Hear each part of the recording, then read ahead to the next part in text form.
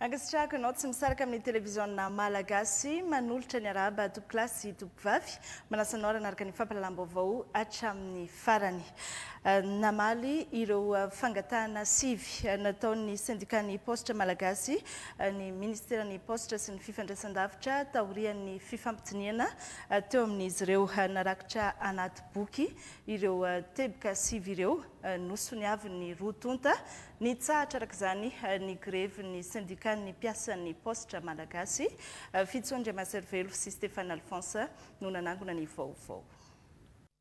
Eto izahay dia manala amin'ny fomba ofisialy ny banderole izay napetrakay ary milaza aminareo fa anajanona ny hetsika izay efa natombokay na teto amin'ny Antananarivo izany na any amin'ny faritany rehetra any. Ny fampidinika ny filohan'ny syndicat telo avy amin'ny postra malagasy sy ny avy amin'ny ministera izay notarian'ny ministra noraketina Antsoniny hevitra tapaka izay niarahana naiky.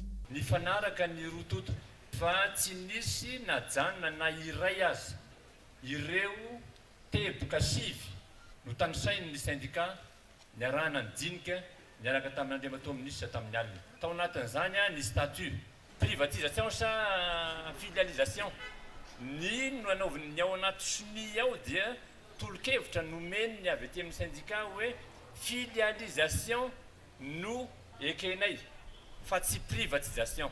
Nekena koa le hoe ny fomba hijerena ny hiintegrena ny ECD rehetra eto amin'ny postra malagasy. Ny voalaza tao koa ny resaka financement ny smart village. Ny patrimoine dia ny fanarahan'ny rotota koa fa dia hiaraka zany ahafahana manoratra amin'ny postra malagasy ny trano na ny tany izay ampiasain'ny postra malagasy. Ny eken'andriamatoa ministra avokoa izay point anankisivy no tanisaintsika tao.